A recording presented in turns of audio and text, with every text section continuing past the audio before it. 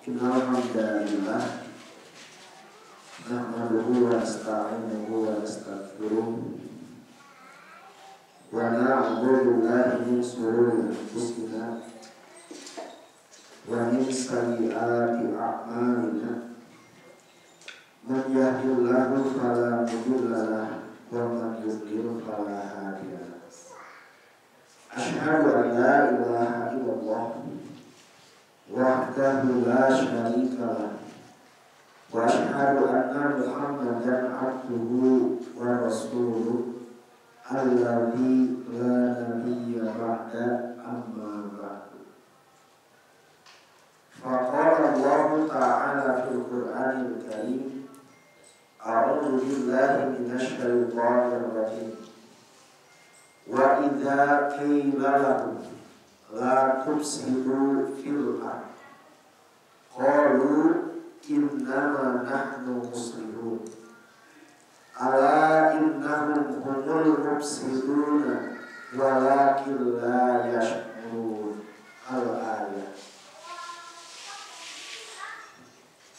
Ibu dan bapak yang dimuliakan oleh Allah Subhanahu wa taala, para pemuda melanjut estafeta perjuangan dakwah Islam yang mudah-mudahan Allah izinkan untuk senantiasa istiqomah dalam rangka menyebarkan risalah Islam sebagaimana badan yang telah dibawa oleh Nabi beserta para sahabatnya serta para ulama-ulama terdahulu untuk senantiasa menunjukkan bagaimana Islam sebagai ajaran yang paripurna senantiasa berselaras dengan berbagai kondisi ruang dan waktu.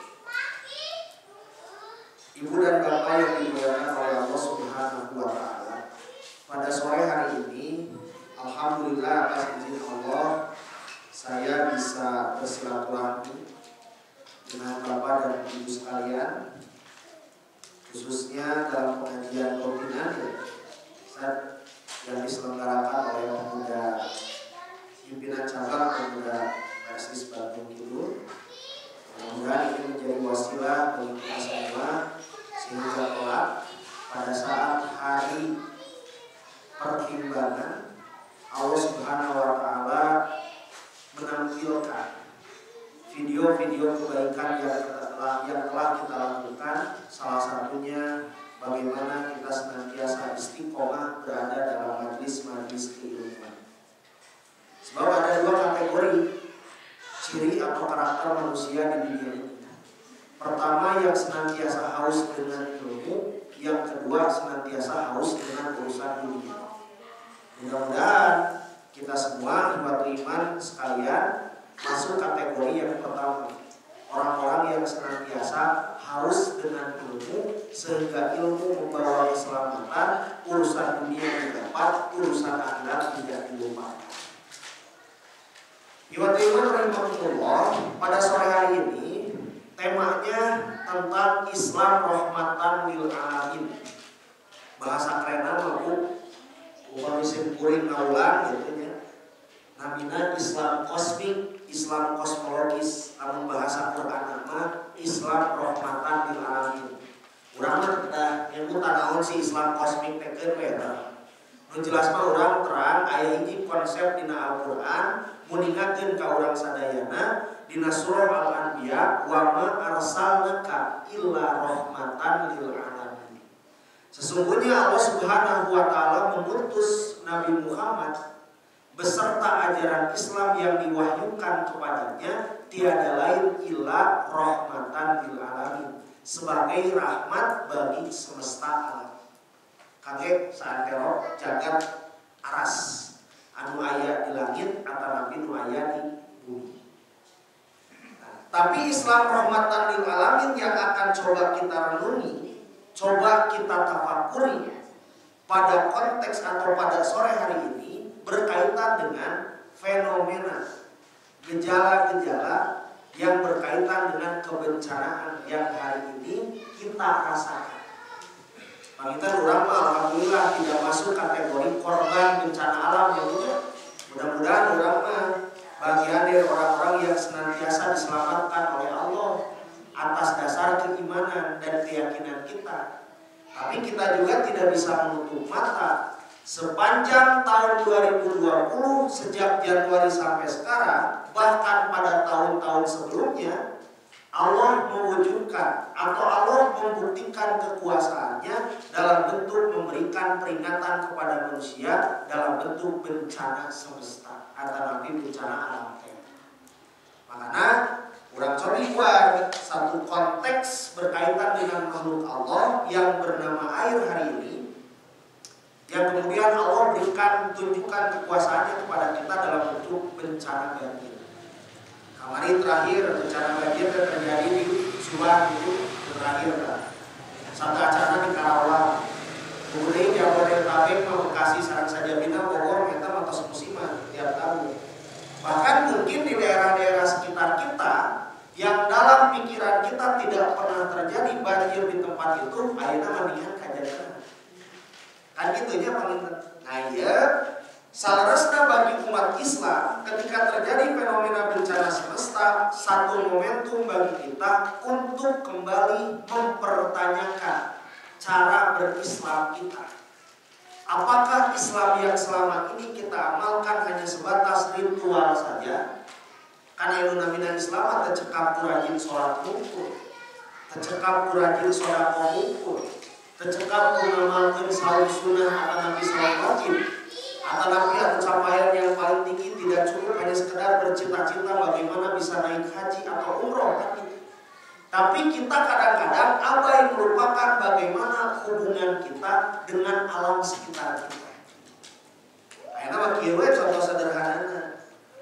Terakhir kali orang tidak buang sampah sembarangan irah. Kadang-kadang kan hilang orang tanya. Misal tos pengajian sama tos kieu kan sok aya snack sama tos kitu nya.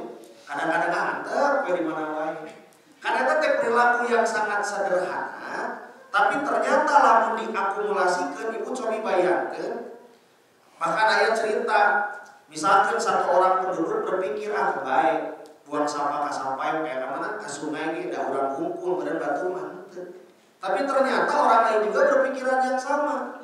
260 juta penduduk di Indonesia atau upami mengukur di Jawa Barat 50 juta penduduk di Jawa Barat atau nabi di Kota Bandung 2,5 juta sampai 3 juta penduduk di Kota Bandung, lamun tanah sama sami gitu sewang-sewanganana karena baik anu mincin sama ada orang kumpul diakumulasikan mah ternyata hujan lain dengan saukur berkilo-kilo tapi tos sudah bertonton. Bahkan data terakhir menyebutkan di Kota Bandung saja setiap harinya sampah rumah tangga itu sampai pada angka 3 sampai 5 ton. Maka kebanjir rumah di daerah rumah. Boleh jadi karena tadi kita mempertanyakan ulang Islam rahmatan lil alamin yang selama ini kita yakini sebagai bagian dari ajaran agama Islam, apakah sudah sampai memperhatikan bagaimana perilaku kita dalam memandang atau memperlakukan alam sekitar kita. Makanya ini landasanana kieu. Urang pasti teu asing sareng ayat ieu. Dina surah Al-Baqarah ayat 11 dugi ka 12. Di dieu Allah diuningakeun wa idza qila lahum, dan apabila dikatakan kepada mereka la tufsidu fil ard, jangan membuat kerusakan di bumi. Tadi urang kena di garis bawahi. La tufsidu fil ard, jangan membuat kerusakan di muka bumi. Berarti upami urang dikaitkeun sareng ayat Allah masih dina surah Al-Baqarah ayat 30, ketika Allah Subhanahu wa taala menjadikan manusia di antara berbagai makhluk yang lainnya sebagai khalifah di muka bumi, pengganti Allah, mandataris Allah, wakil Allah, anu jadi penghuni bumi ini, sekaligus Allah memberikan ruang yang luar biasa kepada umat manusia untuk memanfaatkan alam sekitarnya, apakah untuk memenuhi kebutuhan hidupnya, digunakan untuk prasyarat beribadah, kan gitu ya. Atau nabi misalkan digunakan untuk pembangunan yang sifatnya jangka panjang, syaratnya cuma satu. Boleh saja manusia manusia menjadi khalifah, memanfaatkan alam semesta, tapi jangan sekali-kali la tufsidu fil ardh. Jangan sekali-kali membuat kerusakan di muka bumi. Yang terjadi sekarang sebaliknya. Manakala manusia diberikan akal yang sangat canggih, bisa sampai menciptakan alat-alat yang super canggih, ya seperti sekieu kamu kan orang awas teh saya biasa. Karena itu mah ya istilah proyektor. Apalagi sekarang teknologi semakin canggih, ada istilah dakwah multimedia, menggunakan Instagram sebagai saluran kan gitu, Facebook sareng saja bina. Aya mah dakwah teh walaupun tidak hadir di masjid ini, tapi ketika orang punya akses ke media sosial, ke internet bisa terang. Keur ngawas-naon di masjid asa ada teh. Lain kan saukur sakota Bandung, Bu. Lain saukur RW 12, RW 12 itu. Tapi sadunia terang di masjid asa ada teh keur aya pangaosan. Lamun urang ayeuna naon istilahna dilingkeun ke internet tadi. Nah, ketika manusia dijadikan sebagai khalifah oleh Allah Subhanahu wa taala, maka hal yang pertama kali harus diperhatikan bagaimana otaknya yang canggih, akalnya yang canggih, sekaligus menjadi pembeda dengan makhluk yang lainnya, digunakan untuk memanfaatkan alam semesta, tapi tidak digunakan untuk membuat kerusakan di muka bumi. Tapi kan kadang-kadang halnya tadi hilangkan, lestep. Ya ulah tepi-tepi. Akhirnya di sekitaran orang, ya, di sekitaran orang dengan dalih pembangunan, kan gitu ya, pembangunan jangka panjang berkelanjutan sareng saja bina, sawah diubah jadi perumahan, kan gitu. Resapan airnya tidak diperhatikan. Ketika banjir terjadi, air menggenang. Sementara bingung saluran pembuangannya kapal gimana, kan gitu. Ya kan, hal-hal sekecil semacam itu yang kemudian perlu kita pertanyakan lagi. Apakah tugas dan fungsi kita sebagai khalifah sudah memenuhi kriteria yang sangat sederhana ini tapi sulit untuk diamalkan? La tufsidu fil ardh. Apakah kita memperhatikan bagaimana untuk tidak membuat kerusakan di muka bumi? Berarti ibu dan bapak sekalian, surah Al-Baqarah ayat 11 dan 12 dina emutan singkuri, ia bisa jadi salah satu landasan kami urang sadayana lamun urang ngaku sebagai seorang muslim, sebagai khalifah yang ditunjuk lewat mandatari khusus dari Allah Subhanahu wa taala, boleh memanfaatkan alam semesta, pek bae erek bercocok tanam, erek nyeun pembangunan apapun sareng sagala rupinya, dengan memanfaatkan kecanggihan otak dan akal yang dimiliki oleh manusia, tapi jangan sampai melupakan la tufsidu fil ardh. Jangan membuat kerusakan di muka bumi. Margi upami kurang dikaitkeun oge sareng ayat sanes, dirinya kan tegas bagaimana kerusakan telah nampak fil bahri, kan gitu ya, di laut dan di daratan. Bima kasabat aidinas, semuanya disebabkan karena ulah tangan manusia. Jadi upami ayeuna ibu atanapi saudara-saudara kita, ieu masih kuring mah.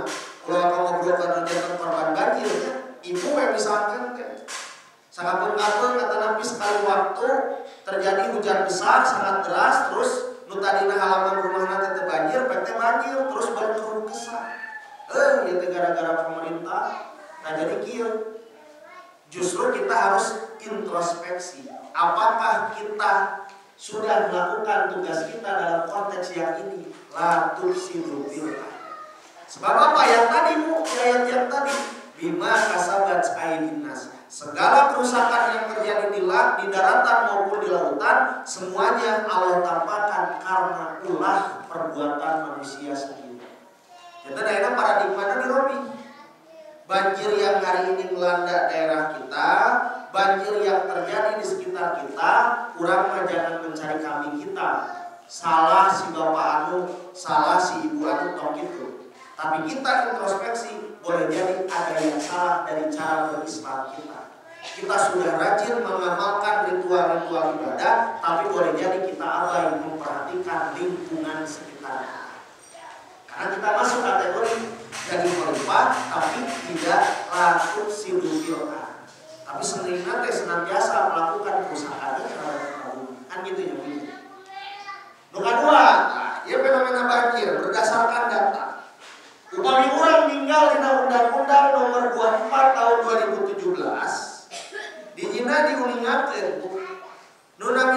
bencana teh peristiwa atau rangkaian peristiwa yang mengancam dan mengganggu kehidupan dan penghidupan masyarakat yang disebabkan oleh faktor alam atau faktor non alam.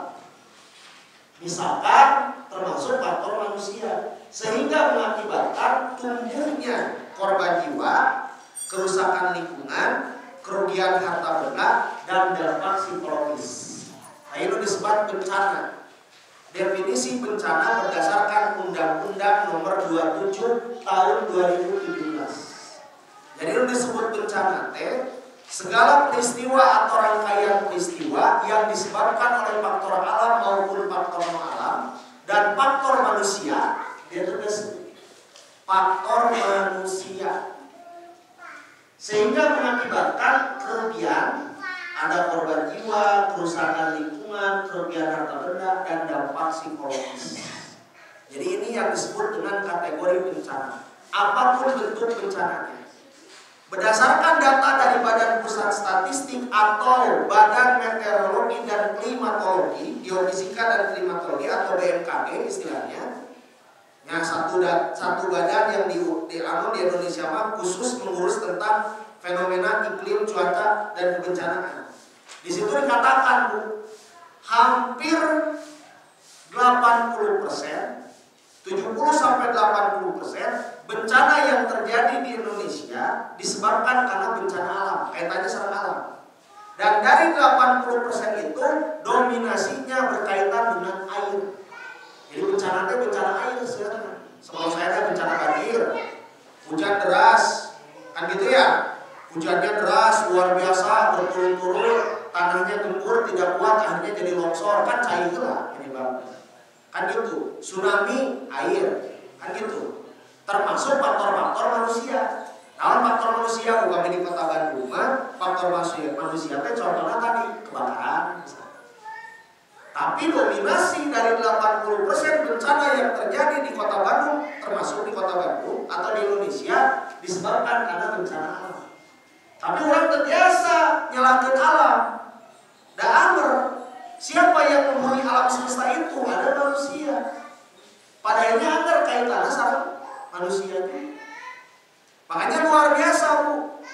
Karena ternyata fenomena yang muncul hari ini berkaitan dengan air, bencana semesta itu selalu berkaitan dengan air, maka Allah luar biasa memberikan penjelasan yang sangat tegas berkaitan dengan satu makhluk yang bernama air di dalam Al-Quran.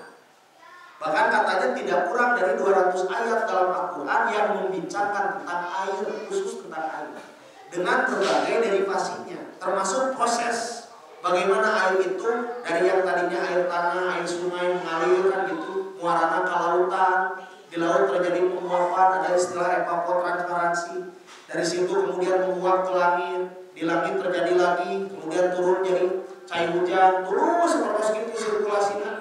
Ternyata dalam Al-Quran diabadikan juga bagaimana Allah menjadikan air, termasuk air hujan kan gitu ya, termasuk air hujan, artinya Allah memperhatikan bagaimana fenomena bencana yang tadi dikatakan berdasarkan data hampir 80% bencana alam yang kaitannya dengan air, ternyata jauh-jauh hari Allah Subhanahu wa Ta'ala memberikan penegasan yang sangat tegas kepada kita untuk selalu memperhatikan satu makhluknya yang bernama air. Nah, ya potensi bencana di Indonesia orang tinggal. Apa saja potensi bencana? Jadi ini mas secara siklus alami, natural, wajar pun di Indonesia seringkali terjadi bencana. Karena secara alam, secara geografis, Indonesia berada secara geografis, gitu ya, di satu lempengan yang luar biasa terjadi pergeserannya itu sangat dinamis gitu. Di Indonesia ada kurang lebih 127 gunung api yang aktif. Ini potensi bencana juga, 3 gunung ini meletus. Yang terakhir misalkan kemarin di Medan ya, gunung naon itu kan? Di Medan itu. Kemarin itu terakhir hilap dia bina-bina ke. Ya, kan gunung terakhirnya di Medan. Kemudian ada 3 lempengan tektonik yang aktif menyebabkan munculnya gempa bumi, letusan gunung api, pergerakan tanah hingga tsunami. Bahkan Indonesia itu menempati peringkat pertama mengalahkan Jepang dari 120 negara yang setiap tahunnya dihantui oleh tsunami. Jadi peringkat kayaknya Indonesia berbicara tsunami. Karena yang tadi, di samping Indonesia secara geografis berada pada lempengan tektonik, Indonesia juga 2/3-nya lautan. Kan terus pergeseran. Tsunami yang paling monumental itu kemarin pada tahun 2000, Aceh itu 2004 ya, 2004. Tapi kemarin oke kan sami, di Lombok, NTB, itu tsunami juga. Kemudian yang kemarin rame karena artis yang jadi korbannya di Banten juga sama itu tsunami. Bahkan di Banten itu kan tekaraos tiba-tiba cair teh jika caah gitu upami di Walungan mah jika caah gitu. Tiba-tiba gitu. Kenapa? Karena ini secara geografis ya. 127 gunung aktif dan 3 lempengan tektonik yang aktif. Yang kedua, data dari UNISDR. Ini nih. Ini satu lembaga khusus di bawah PBB, Perserikatan Bangsa-Bangsa, yang khusus menyoroti tentang bagaimana bencana-bencana terjadi di negara-negara di dunia. Dengan seukur di Asia, termasuk Afrika, Amerika ditolong gitu, ditinggal. Ada yang bilang, Pak, ternyata Indonesia itu urutan pertama bukan dari 126 tapi dari 265 negara yang terjadi sangat besar terjadi potensi tsunami. Dari 265 negara, Indonesia urutan pertama dengan potensi tsunami yang bahkan mengalahkan Jepang. Jadi diurang mau intinya. Nukan tilu, faktor manusia mengeksploitasi alam, mengeruk kekayaan alam demi pembangunan dan keuntungan ekonomi tertentu, perilaku asosial seperti buang sampah dan lain sebagainya. Ini menjadi faktor utama. Kenapa terjadi bencana banjir? Kan gitunya. Kan gitu, ketika hujan deras, propos kami di daerah api memang tepi-tepi gitu di Pangalengan. Kapungkur manunamina gunung ke rindang ku pohon, nama rindang ku engkol, sarang wortel. Akhirnya kan berpengaruh terhadap kondisi tanah. Gitu. Jadi sependek pandangan mata, pemininggal ka gunung teh lain pohon. Tapi ninggal teh keluar gunung. Saya sudah oke, orang Bandung kalau udah berkuah di Pangalengan. Akhirnya apa? Ketika terjadi hujan, tanahnya tidak bisa menahan air hujan tadi, longsor. Kan seperti itu. Atau karena ini perilaku buang sampah, ini tiba heula. Ya kan? Dugi kan Sungai Citarum, nya musiman dari kolor kan gitu, Bojong Soang, Palininya tiap tahun kenapa? Boleh jadi itu akumulasi.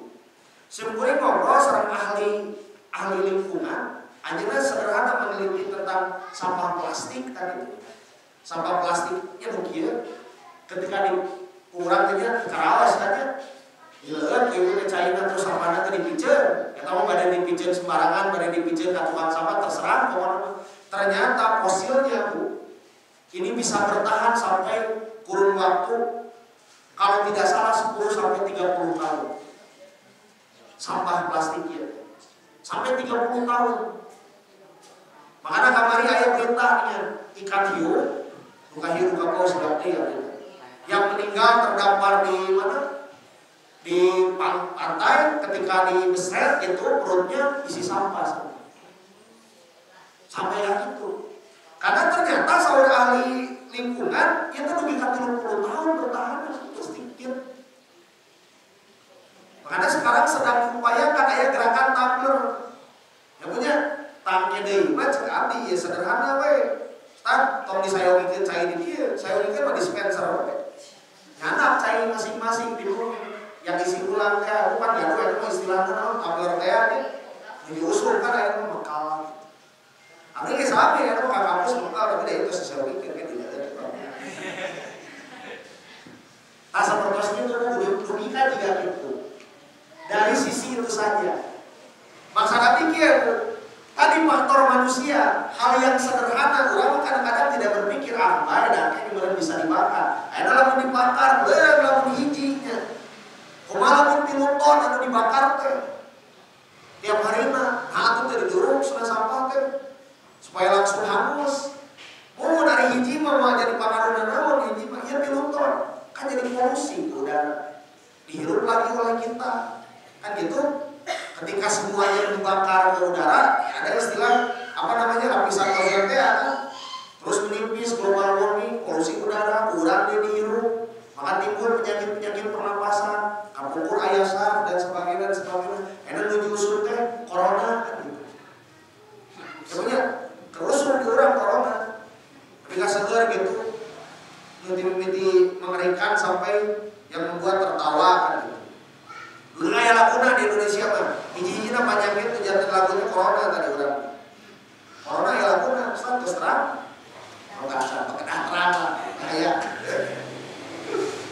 Nah terus Bu, Pusat Informasi Gempa Bumi Nasional, nah ini mencatat rata-rata setiap tahun ada 20.000 gempa bumi yang terjadi di seluruh dunia. Jadi kalau dirata-ratakan kan gempa bumi itu ada skalanya ya mungkin. Menurut mah istilahnya mengenal ada skala Richter kan gitu ya. Ternyata kalau dirata-ratakan setiap tahunnya itu terjadi sekitar 50 hari di setiap dunia, di seluruh dunia.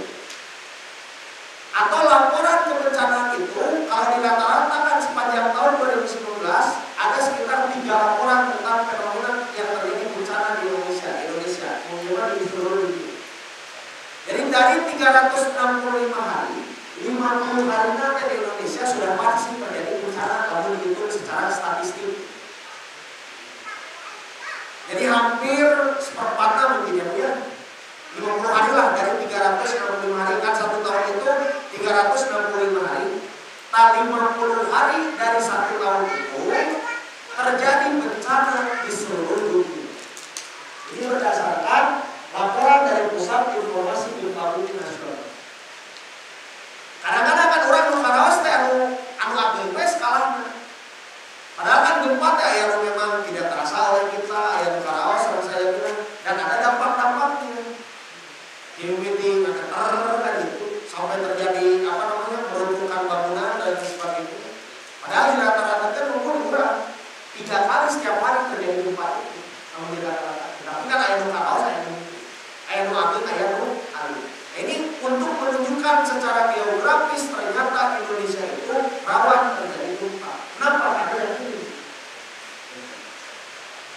Nah, sementara potensi curah hujan yang tinggi di sekitar Jabodetabek sepanjang Januari Februari 2020 curah hujan tinggi. Bahkan ada yang menyatakan Maret April itu puncaknya. Karena diurangkan di hujan ya akhirnya terasa hitungan keilmuan manusia. Mari hari perkara hujan kan tidak ada yang tahu. Ada orang kedayamun karena surah Luqman ayat terakhir. 1 dari 5 hal yang tidak akan pernah tahu dan menjadi misteri kata kekuasaan Allah, salah satunya berkaitan tentang hujan. Kan orang menduga-duga. Nah, pada saat keluar dari rumah ningali wah kejadian di hujan, ternyata nyatanya siangnya tidak hujan. Kan gitu ya. Karena Nabi sebaliknya, ibu-ibu teh awalin mual hujan kecaan. Ternyata Tepung Silami jam 11 jam 12 tos hujan lagi.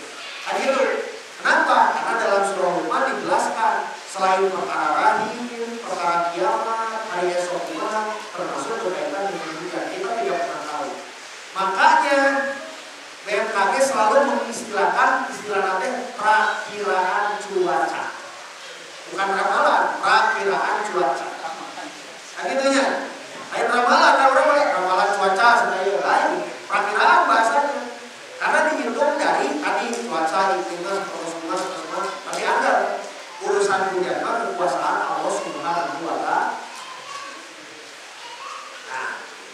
Nah, iya Bu, berkaitan dengan air.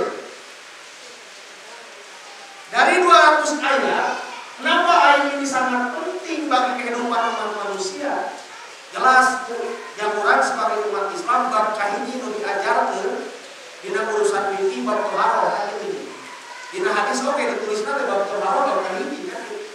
Sebab begitu sangat pentingnya air sebagai prasyarat sahnya ibadah kita. Betul tidak? Bersuci itu sangat penting. Apakah itu dalam bentuk wudu, mandi besar, saja bina, termasuk istinja gitu.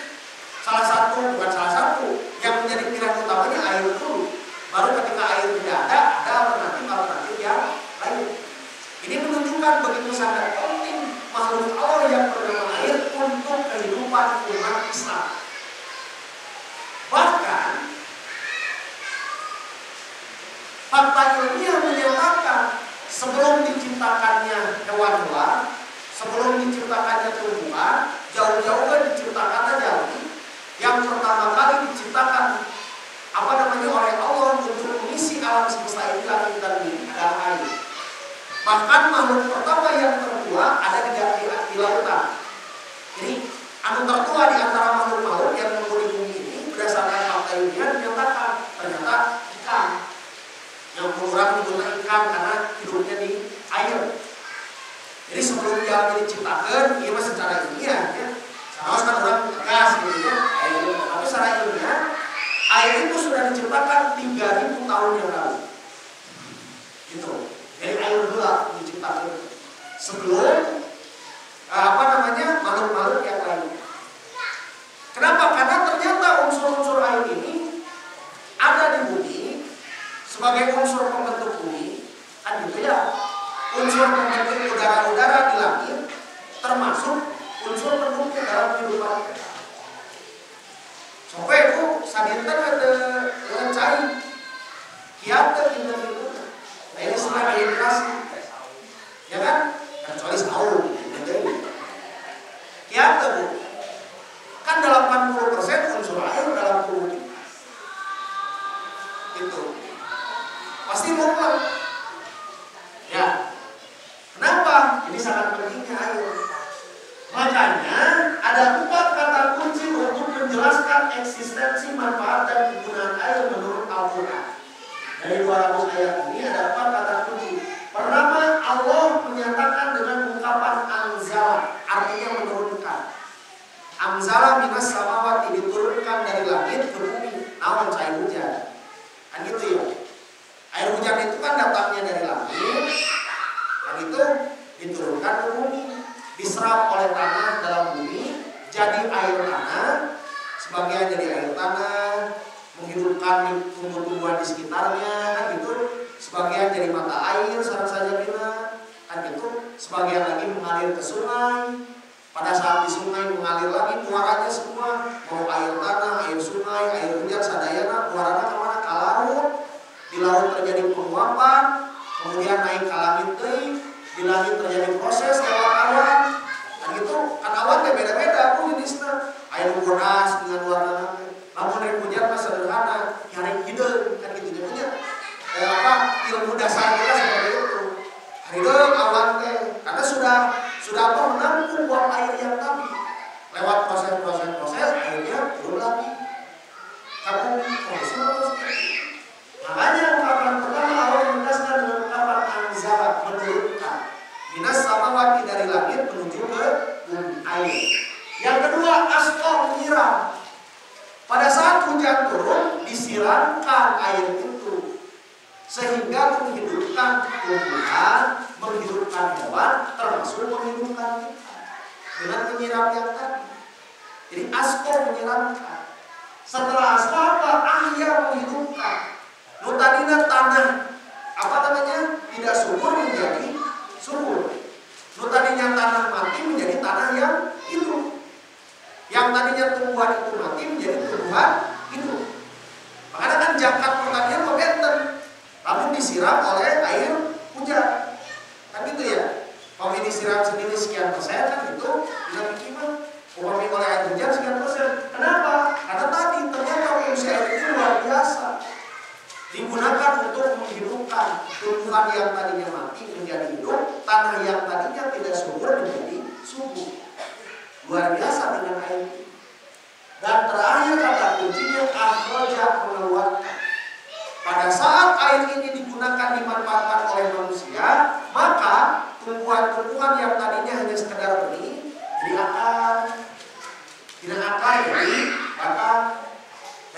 tanah tumbuh ranting-ranting. Dari ranting-ranting tumbuh buah-buahan. Mengeluarkan dari tanah tumbuhan yang akhirnya bisa dimanfaatkan untuk memenuhi kebutuhan hidup manusia. Maka dikategorikan 4 kunci yang tadi dalam Anzala, Asqof, Ahya, dan Akhraj. Nah, berarti Bu, dari ayat-ayat yang tadi, dari fakta-fakta yang tadi kita sebutkan, sangat tegas. Begitu luar biasa Allah menciptakan satu makhluk yang bernama air sehingga memberikan manfaat yang luar biasa. Maka penting bagi kita untuk memperhatikan bagaimana perilaku kita terhadap alam semesta, termasuk pada saat memanfaatkan air. Lebih jadi kembali cair. Nutadina manfaat malah memberikan ketakutan kepada manusia. Bukan karena Allah, tapi karena akibat perilaku manusia. Kita tengok bagaimana kesalahan orang-orang yang dahulu tidak pernah memperhatikan ayat-ayat Allah, tidak mau beriman kepada Allah, maka akhirnya Allah memberikan azab, memberikan peringatan dengan menggunakan makhluknya yang bernama air. Contoh misalkan Anu Kahiji, azab kepada siapa? Anu Kahiji misalkan azab kepada Fir'aun dan bala tentaranya. Fir'aun merasa congkak, merasa sombong, dan ulama kawasa. Bahkan bisa menentang Tuhannya Nabi Musa. Kan itu bahasa Nabi. So Fir'aun.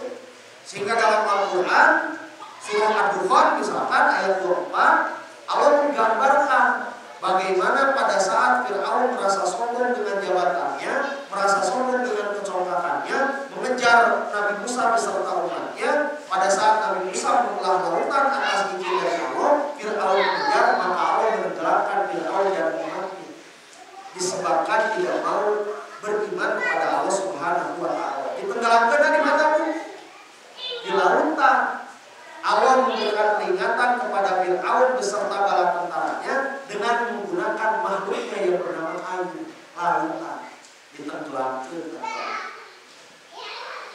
Anu kedua, bagaimana adab yang terjadi pada kaum Saba? Dalam surah Saba ayat 15-17 Allah menegaskan, fa'aradu fa'arsalna alaihim sailal arim.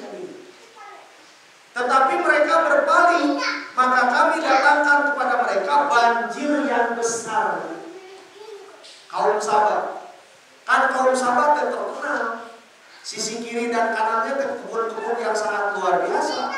Betul tidak? Sejahtera kaum Saba baheula pada masanya luar biasa.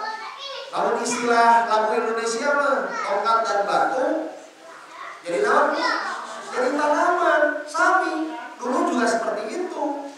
Kaum Saba saking sejahterana, suburna tanahnya luar biasa, tongkat dan batu saja jadi tanaman. Dialungkan ya hukum terus dirawat jadi tanaman. Tapi ternyata suatu ketika mereka ingkar terhadap Allah Subhanahu wa Ta'ala, maka mudah bagi Allah. Apa yang dilakukan oleh Allah? Maka didatangkanlah banjir kepada mereka dalam bentuk banjir yang sangat besar. Ya fenomena banjir. Jadi mun urang aya ngaraos banjir kenapa kudu urang atau matahir zaman ngarasan banjir teh bukan kita saja. Dalam Al-Quran begitu sangat luar biasa diabadikan apa yang terjadi pada Fir'aun, apa yang terjadi pada kaum Saba, termasuk yang terakhir yang terjadi pada umat Nabi Nuh alaihissalam. Ini dalam sejarah peradaban manusia, banjir yang terjadi pada umat Nabi Nuh alaihissalam adalah banjir yang terbesar sepanjang peradaban umat manusia. Banjir bandang luar biasa. Kenapa? Sudah beribu-ribu tahun Nabi Nuh alaihissalam mendakwahkan agama Allah, tidak ada yang mau menghampiri mengikuti Nabi Nuh, bahkan keluarganya sendiri, sampai suatu ketika Allah mewahyukan kepada Nabi Nuh untuk menyiapkan bahtera yang besar agar bisa menampung umat-umatnya tadi. Sampai apa? Ditunjukkanlah kekuasaan Allah dalam bentuk banjir bandang yang luar biasa. Tanya-tanya Bu, ayat nama orang tinggal berpikir, kita mau mengikuti pola yang mana? Pada saat Allah Subhanahu wa Ta'ala menciptakan makhluknya yang bernama air, maka pilihannya kurang dimanfaatkan untuk kebutuhan kita, atau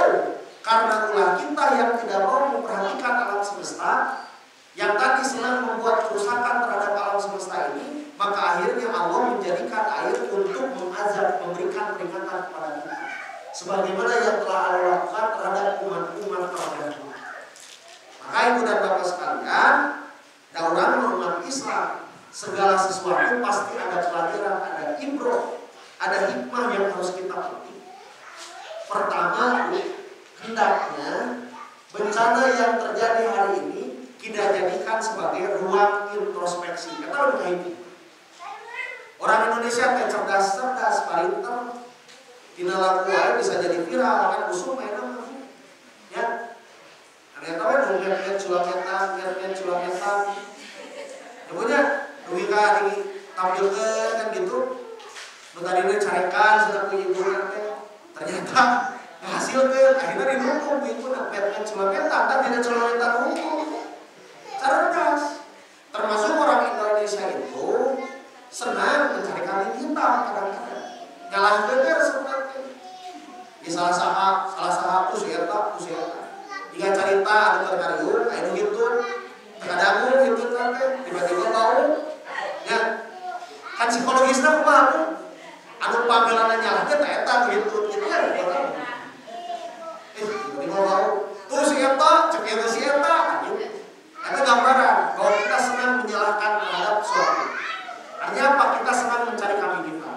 Makanya hari ini kita ambil pelajaran yang sangat penting terkait dengan fenomena banjir yang terjadi hari ini. Pertama, kita jadikan bencana apapun sebagai ruang introspeksi. Dalam surah Al-Asr Allah menggambarkan, ya ayyuhalladzina amanu taqullaha wal tandur nafsum ma qaddamat lighad. Wahai orang-orang yang beriman, bertakwalah kepada Allah dan perhatikanlah apa yang akan kau perbuat di hari esok. Kan orang membuat prinsip, kalau hari ini lebih baik, lebih buruk lebih baik dari hari kemarin, maka itulah orang yang terbaik. Muhasabahnya kan gitu. Kita harus senang bermuhasabah supaya apa? Hari ini tidak lebih buruk daripada hari kemarin. Makanya yaumuhu syarrun min amsihi bahwa robihun kan itu. Barang siapa yang hari ini lebih jelek dari hari kemarin, maka dia rugi. Barang siapa yang hari ini sama dengan hari kemarin, maka dia terlaknat kan gitu.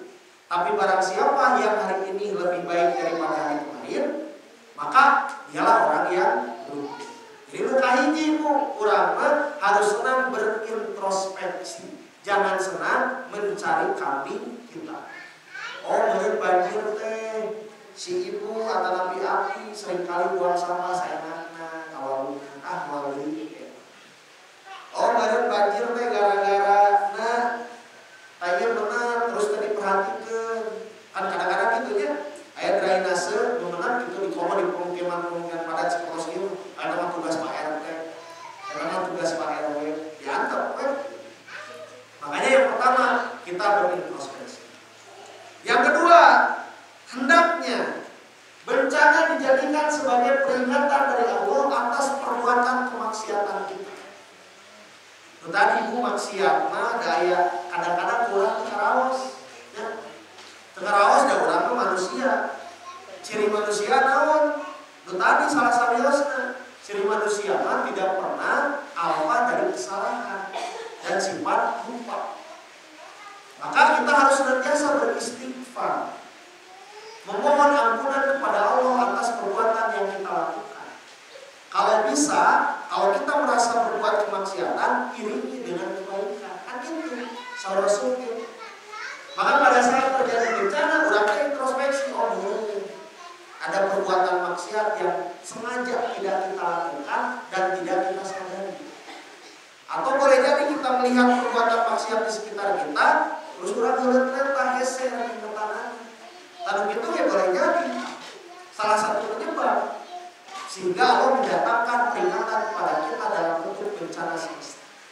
Dalam surah Maryam Allah menegaskan wa qalu takhadha rahmanu walada. Ada orang yang menganggap bahwa Tuhan itu punya anak. Allah teh budak-budak. Tapi laku syiriknya. Laqad jitum syai'an idza. Maka karena dia menganggap Allah itu punya anak, dia berbuat syirik itu, maka sungguh dia mendatangkan kemurkaan dari Allah Subhanahu wa taala. Dalam bentuk apa? Takadis sama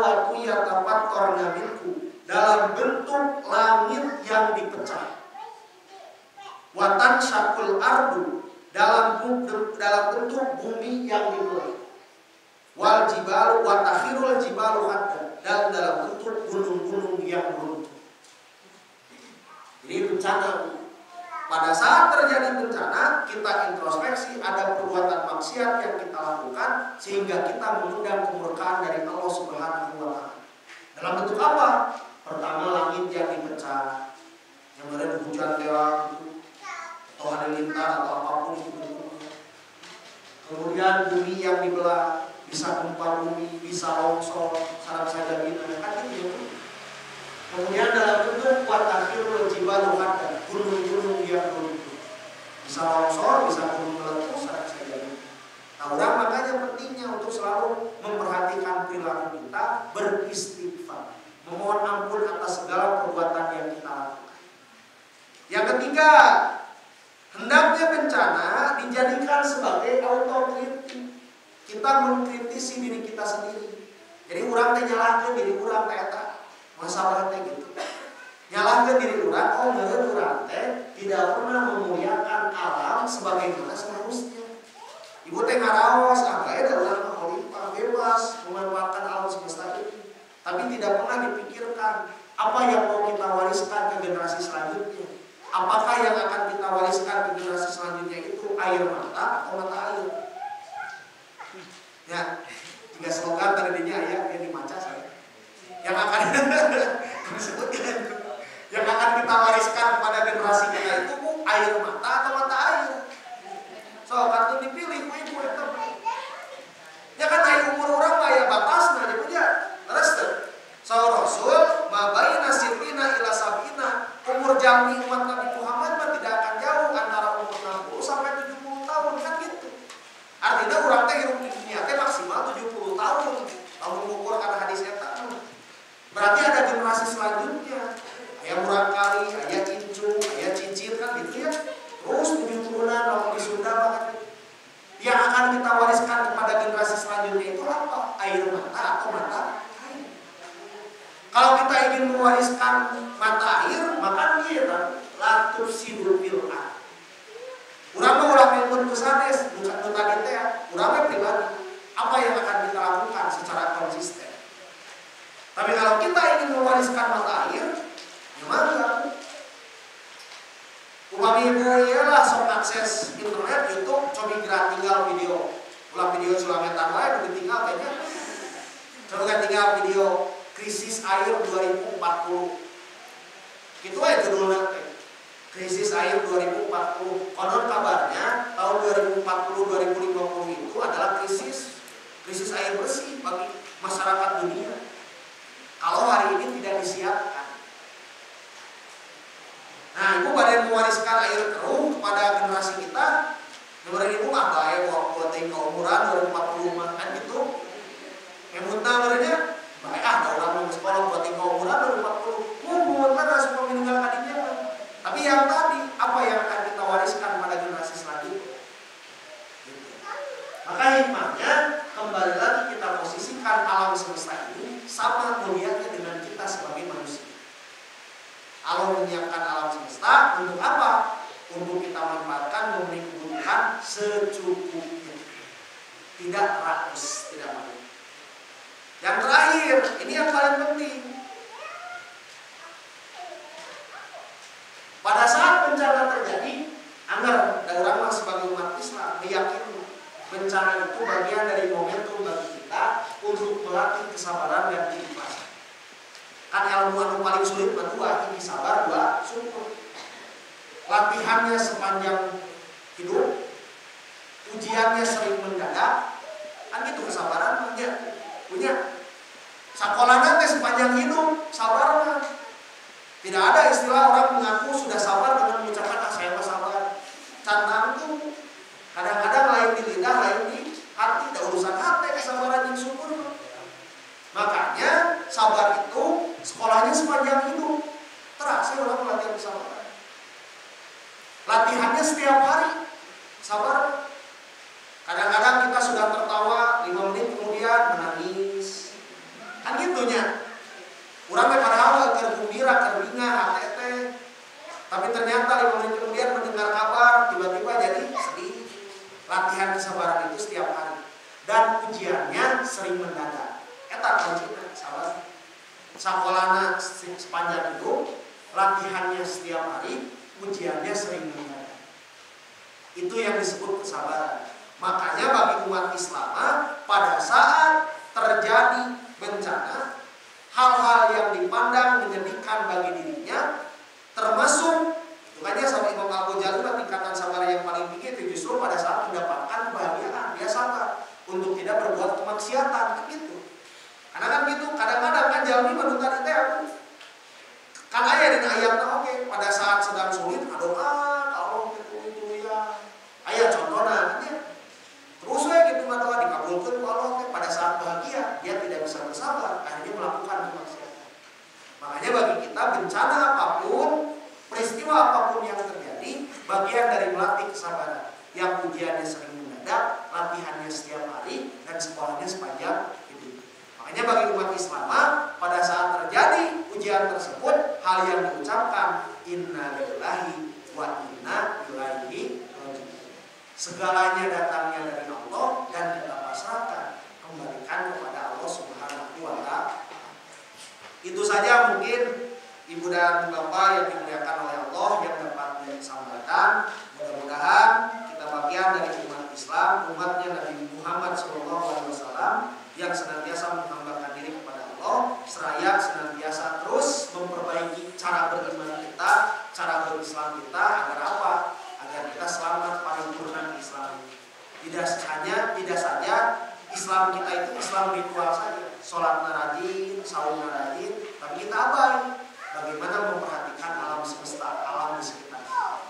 Bilai bisa bililha, Allah yaqulu